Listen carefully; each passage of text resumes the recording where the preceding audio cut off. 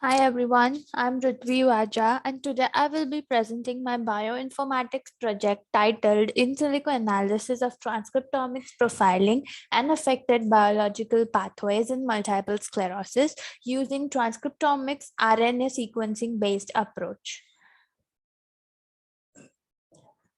I am an undergraduate third year studying integrated biomedical sciences at Navratna University, India. My interests are neuroscience, neuro-oncology, and bioinformatics. I have precisely worked on diffuse intrinsic pontine glioma, neurodegenerative disorders, and I'm also very much interested in brain tumors and neuro-oncology. To speak about multiple sclerosis, it is a disease in which the immune system eats away the protecting covering of the nerves. In multiple sclerosis, resulting nerve damage disrupts communication between the brain and the body due to demyelination. In this disease, especially, overreactive immune cells in your body trigger inflammation that damages myelin. When this happens, damaged areas known as plaques or lesions form on the brain or spinal cords. Experts have long known that multiple sclerosis affects white matter in the brain, but recent research suggests that it also affects the gray matter too, leading to gray matter degeneration. Now, changes in brain morphology are very common in neurodegenerative disorders, especially in this disease where white matter lesions are two hallmarks of multiple sclerosis pathology. But the variability beyond volumetrics is very poorly characterized.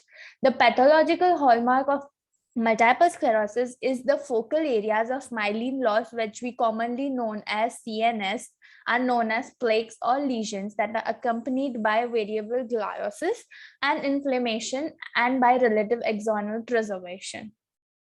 So talking about the research question and hypothesis, to define my main research question and divided it into three main hypotheses. So my main research question was what exactly happens at the gene level or the transcriptomic level that causes the loss of cognitive functions. So I wanted to find out if there are any specific upregulated or downregulated genes affecting any specific pathway in multiple sclerosis lesions. And if yes, then what are the functions that are affected in those biological pathways? I also wanted to find out, does multiple sclerosis genes have some common genes that are shared by other neurodegenerative disorders as well that could be used as a predictive biomarker? So this was my data set distribution. In total, I had 184 samples, out of which 78 belong to the first subseries and 106 belong to the second subseries. My samples were namely control samples, normal appearing gray matter versus multiple sclerotic patients with lesions. In this study, processed data, that is RNA expression SPKM, and read count data was taken from NCBI geodata sets.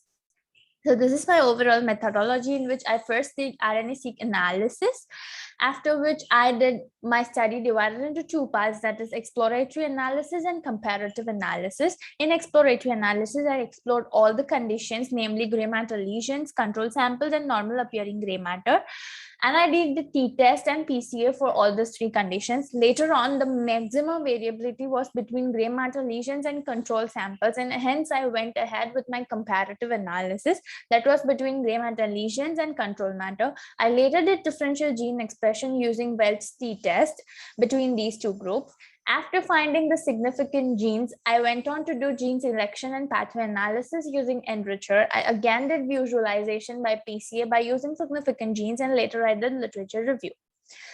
This is about the principal component analysis. So data was explored by using principal component analysis, which is a dimensionally reduction technique that discerns the variability between the samples. So PCA was performed 4 times as a part of exploratory studies. On my left-hand side, you can see the diagram between gray matter lesions and normal appearing gray matter, whereas on my right-hand side, you can see the PCA between gray matter lesions and control samples. You can see that the maximum variability was between the right-hand side of the figure, that is control gray matter and gray matter lesions, and hence we downstreamed our analysis and went further with this group. Talking about the significant genes, after doing the Welch t-test, we obtained our significant genes, and I wanted to see if these genes are upregulated or downregulated, and hence we did a heat map with significant genes of p-adjusted value less than 0.05. So in the heat map, it is very clearly shown that most of the significant genes are downregulated in both the samples, whereas very less are upregulated. To make sure that we are going on the right path, I wanted to do even hierarchical clustering, that's a supervised machine learning method, in order to see the cluster formation. So clearly the two clusters were formed, namely control gray matter and gray matter lesions, which indicates that there is something at the gene level that separates these two groups.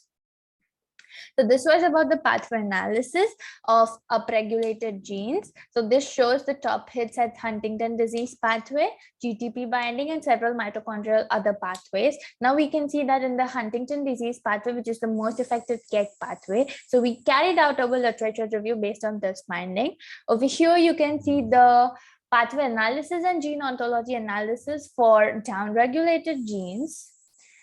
So now talking about the literature review, since the most affected KEGG pathway was Huntington disease pathway, we elucidated the 7 genes that were mostly affected according to the reports of Enricher. So these genes were again plotted on the bar graph with the control samples, and it could be evidently seen that expression of these 7 HT associated genes in multiple sclerotic patients were very much upregulated compared to the control samples. However, it should be noted that in this study, we have portrayed these 7 genes as the key features that may substantially contribute to the loss of cognitive functions and progressive neurodegeneration involved in MS pathogenesis. This could be a possible reason of loss of cognitive functions or the loss of memory. This study was also able to identify several protein coding genes whose role in the association with Huntington disease and multiple sclerosis remains largely unclear. Studying their functionality in the future may reveal key biomarkers or drug targets that could be exploited for multiple sclerosis in association with Huntington's disease. People suffering from MS who might be potentially screened for HD can be looked upon for these 7 genes in order to get signals for early onset of HD or any other fatal neurodegenerative disorder. To confirm my results and hypothesis, this was my validation dataset, which included 106 samples in total. Now, this had control samples as well as normal appearing gray matter samples, which does not have lesions, but still had been detected as multiple sclerotic patients. So this is a heat map that shows validation for that 7 genes that we found out for Huntington's disease. So these 7 genes, it's clearly visible that they are upregulated in gray matter lesions samples and normal appearing gray matter samples, which proves that our hypotheses were correct and our results were also correct. These 7 genes could further form a basis for memory loss and cognitive impairment. So this was my conclusion and discussion. So our study revealed significant differences in gene expression between gray matter lesions and healthy control samples. We also confirmed and validated the significant upregulation of 7 Huntington disease associated pathways in gray matter lesions in comparison to normal control samples. However, in the future, intensive research is required to assess the precise effect of multiple sclerosis on genes like NDU, AF1, EP300, and AT101. More comprehensive research is needed to support this finding stated above as a part of future study.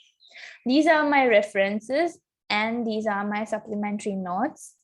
Thank you for listening.